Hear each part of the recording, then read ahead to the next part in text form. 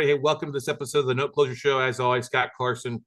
Excited to be here today. And I have to take a second and first of all continue to say thank you for helping us stay and be the number one podcast, the number one YouTube channel, and the number one source for education when it comes to note investing. So thank you so much for you guys that listening and share our message. We are here to continue to deliver for you. And I really do appreciate all those that make book times on my schedule or shoot a message to me or whatever, asking for advice or counsel. Nobody wants advice. We want counsel.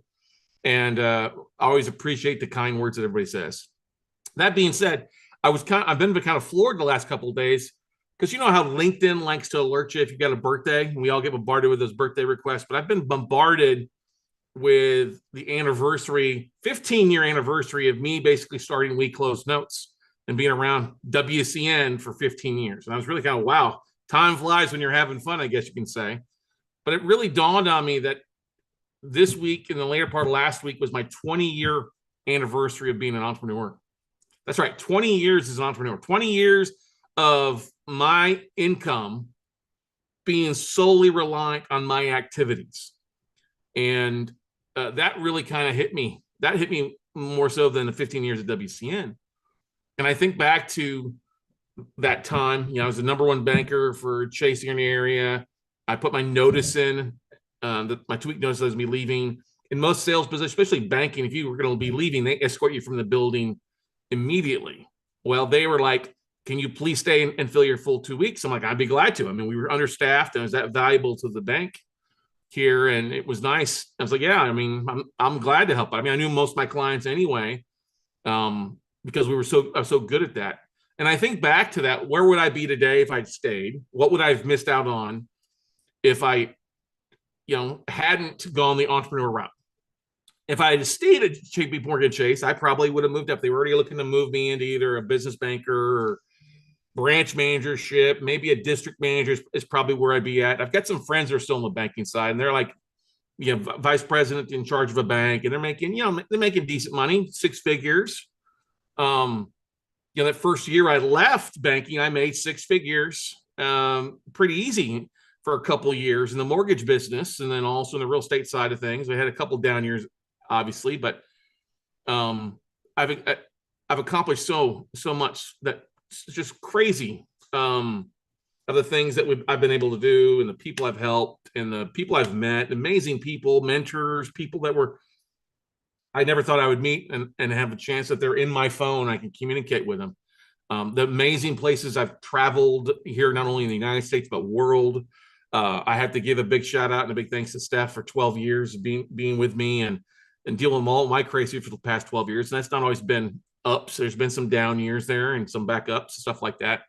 But I wouldn't be where I'm at today without her the last 12 years. But somebody asked me my secret as an entrepreneur.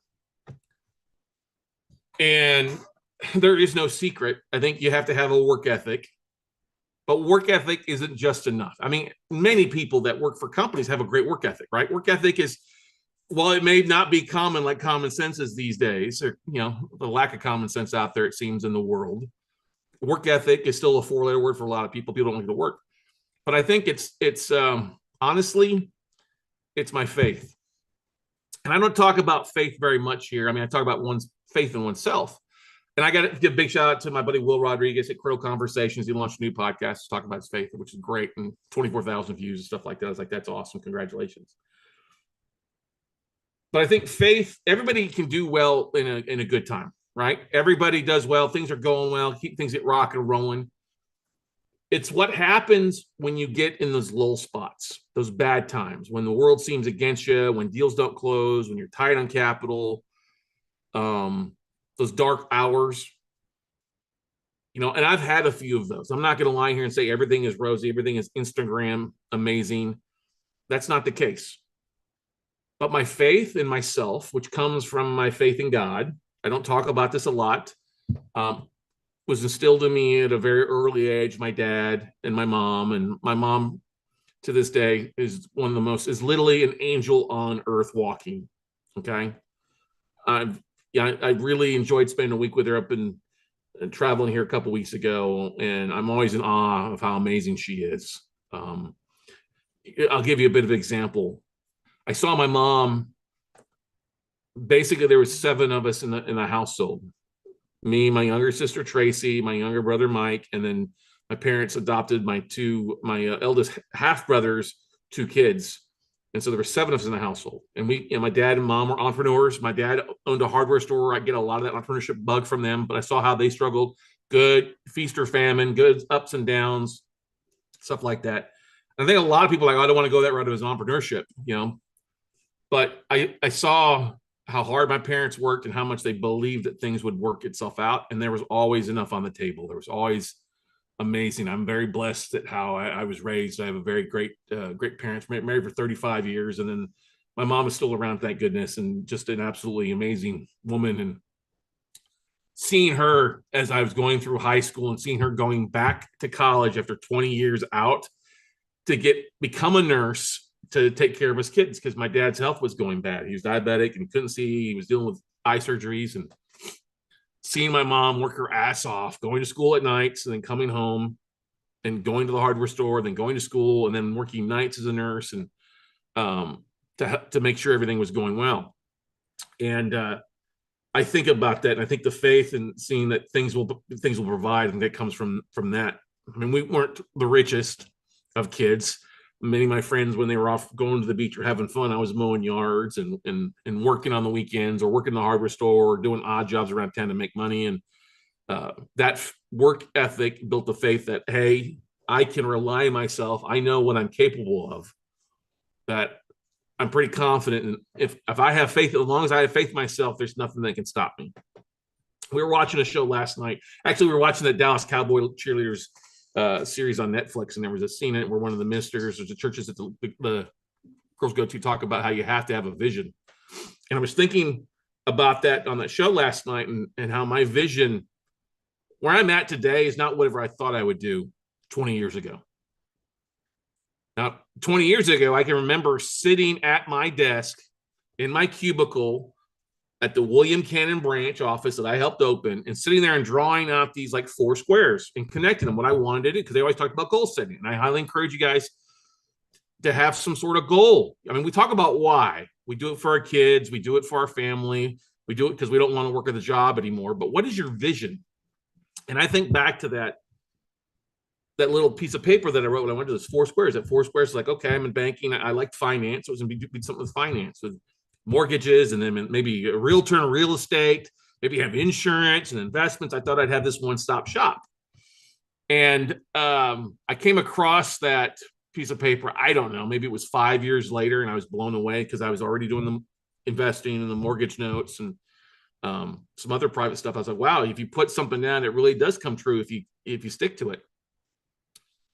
But my faith, I think, is what's really kept me in the game. There's been a few times along the way where my faith was questioned. I mean, I can remember in 2010 actually going back into Chase for a job interview because things were so bad. I was literally renting a house. I deeded the property over on a rehab back to the investor, and I was living in a house that I was having a hard time paying the rent for. I was paying, splitting an office that had freaking margarita pink walls that we were paying $400 a month for, and I was paying $200. And I had a hard time making that payment because things were so tight. It was just a lot of people were hurting, at that time.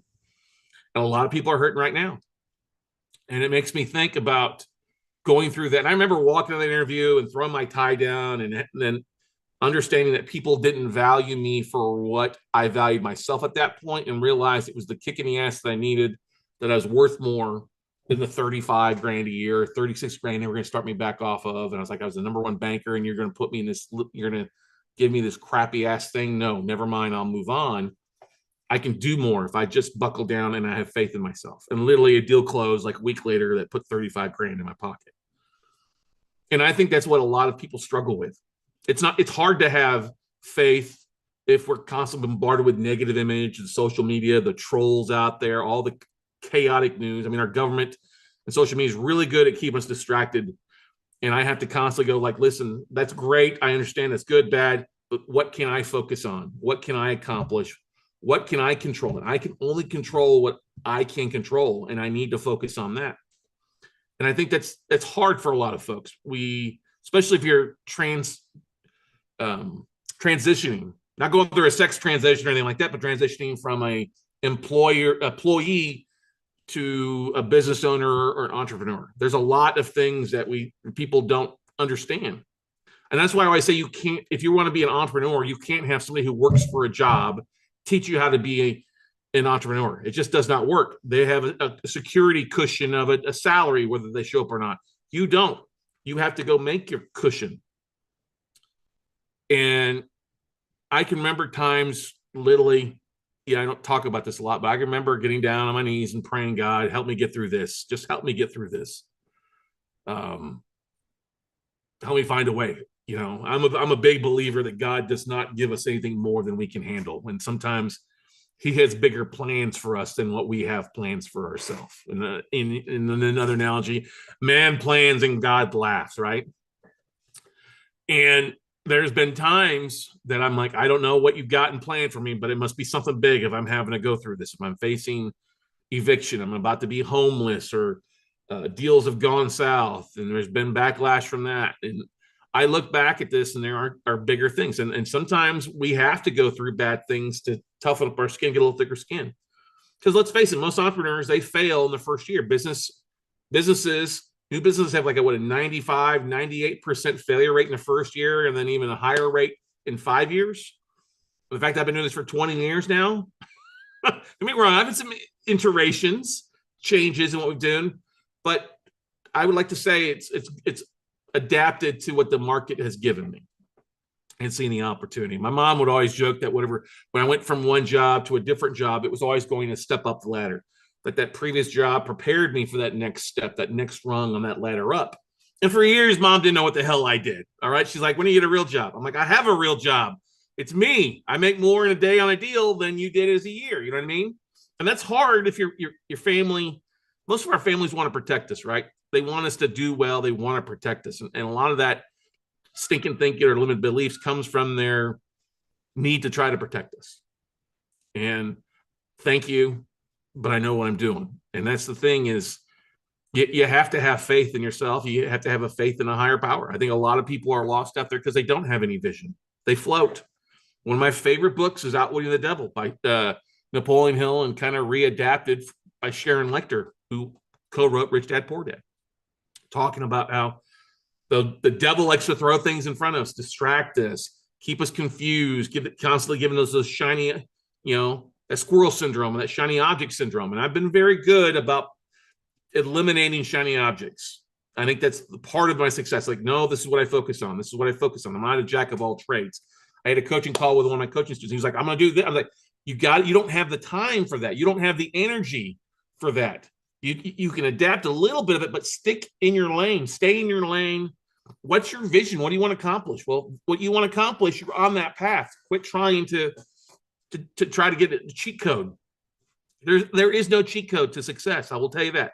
The only cheat code I have is showing it consistently, and you got to believe in yourself. I mean, if you think about, we could sit here and talk inspirational stories like the story of Ray Kroc being turned down so many times, or Walt Disney being turned down hundreds of times, and all that stuff. And Damon John, from the Shark Tank and Fubi, talking about how his overnight success took 8 years, and how he was waiting tables at Red Lobster and coming home at night and sleeping on the floor. There are things like that. I think everybody, we always talk those rags to riches stories, and by far, I'm not rags to riches. But I look at my life, and I'm very, very, very happy in my life, very content. I love what I do. I love the people I surround myself with. I love helping my students. I love helping investors. I love closing deals.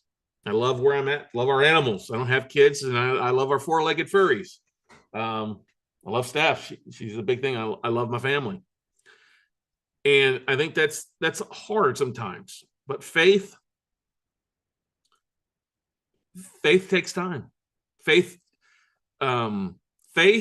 Having faith in the face of fear and failure is probably one of the most difficult things that you will ever go through. And I know fear is different for some folks. I know we have some students out there that they're dealing with fear on a health level, overcoming cancer or sickness, Some people are overcoming job loss. Some are, I've got some friends that are dealing with the market changing. They're caught on the wrong end of this shifting market. Fear is like, what am I going to do? What am I going to do? And the thing I'm going to tell you like this is, if you have faith in yourself, go do it. So many people have put themselves in this box of what they think they're capable of, and they don't move from that. And that's a problem. I mean, there's a lot of people out there struggling to make ends meet, or struggling to get by, but because they've only see themselves in this limited box. Well, I can only do this. No, you can go do this. That's only 40 hours a week. Guess what? You got a whole lot of other hours a week to do it. Or if you don't like what you're going on, guess what? Get off your ass and move somewhere. One of the things that really a defining moment, I will tell you this, was when I did sell everything here in Austin and I hit the road for what I thought would be 6 weeks, 6 months, turned into 3.5 years. And it was just an amazing journey. And there are times along that way, on the highway, have a blowout, or down the highway and the hotel charges my card for 10 times the amount it was supposed to, or deals that get delayed. I'm like, we're getting tight here. But the thing that's always happened and always come through out of the surprise is God provides. And I'm sorry if you find this offensive. If that's the case, hey, bless your heart. I wish you well. There are no atheists in foxholes, and we all go through foxholes at some point. And that's the thing I think that gets more people through is, hey, there's a faith. You got to understand that, hey, things will happen, and things will happen not at when you need it to sometimes. I mean, a great example is my buddy Greg Reed, who's the author of Think and Grow Rich, 3 Feet from Gold, talking about the story of Darby, the gold miner who bought this gold mine in San Francisco from another miner for basically, I don't know, $500 just for scrap. And the miner had given up on the mine, and Darby went down and he found where the miner had hit gold initially, where he punched through the vein. He went and talked to geologists and said, well, just wherever that gold was, just turn 90 degrees and you'll find it. So Darby did that. He dug 3 feet to the left, or 3 feet at a 90-degree angle, and hit the biggest gold mine strike in San Francisco, which led to the California gold rush. You are all 3 feet from gold if you have faith in yourself. The most frustrating thing I get when I talk to people, and when people call me, oh, I want a wholesale notes, I just want a wholesale, is they want a wholesale because it's a lack in faith. I can't raise capital. I'm like, why? You have a huge lack of confidence and a lack of faith in accomplishing things. If other people are doing this, guess what? Just follow in the footprints of those in front of you. Ralph Waldo Emerson has that saying, I'm going to butcher it, but it's like one of my favorite. Do not go where there is a path. Go where there is no path and leave a trail. And that's one of the most interesting things that has stuck with me. That was actually in my email signature for years, was that saying from Emerson. Because back in 2008, 9, and 10, there was no trail to follow. You had to go figure this out in yourself. And it's great there is a path. I've led many people down it, created a path for many people to follow. And I hope you enjoy that here with this podcast and the YouTube channel, everything that we teach for you. But the thing that you have to keep in mind is ask yourself, what's my vision? Where do I want to go? What do I want it to look like? And then realize that if you have faith in yourself, you'll get there. It may not be at your time. It may be a whole lot of curves, left, right, turns, circles. But if that is powerful enough for you and important enough to you, your family, your kids, your spouse, whoever is in your foxhole with you, then you'll get there at some point. Some will be faster than others, but you gotta believe. You got to believe in yourself, and you got to have faith in a higher power, because sometimes when you don't have faith in yourself, you need that higher power to come into you. And that maybe it's just your internal dialogue, your conscience. Maybe it's not God. That's okay. Maybe you call it Muhammad. Maybe you call it the sun god, whatever it might be. It's all a higher power. All right. And that's the thing. I said, if you're looking here, starting off, and you're like, what am I going to be in 5 years? Where are you going to be in 10 years? Where are you going to be in 20 years? When I look back now, Where am I going to be in the next 20 years? I don't know, but I am ready for the ride. And I look back these past 20 years and it's been an amazing ride. And the peaks, the valleys right now are so much higher than the peaks were beforehand. I'm pretty blessed. I'm pretty lucky. And if I've helped you along the way or in any form of fashion, thank you. Yes, thank you for allowing me that opportunity. Thank you for being around. Thank you for the well wishes. And even those out there rooting against me, thank you. You motivate me to prove you wrong. You motivate me to get up in the morning and say, no, you don't know me. And for my ex-jobs, ex-employees, hey, I'm worth a whole lot more. You can't afford me. I am unemployable because I'm unaffordable to you. And that's the thing everybody has to have. Realize that you determine your value. You determine your worth in the actions you take daily, hourly, weekly, monthly. And success is not 100% correct all the time. Those that are most successful have made the most amount of mistakes. I've made a lot of mistakes along the way and learned from most of them. And that's the thing. You'll learn more from mistakes, but you can't be afraid to make mistakes. So many people are afraid to make mistakes. And you'll never accomplish what you truly want to accomplish by holding on to safety handles. You got to lower the bumper bowler down so that you can actually play full tilt. And I challenge you to go do that. Have vision, have faith, and you'll surprise yourself. And I've surprised myself in the places I've gone, the people we've talked to, the people we've helped, the deals we've done, and the amazing life I have right now. So thank you for all the well wishes. Thank you, everybody, and God bless you. Go out and take some action, everybody, and we will see you at the top.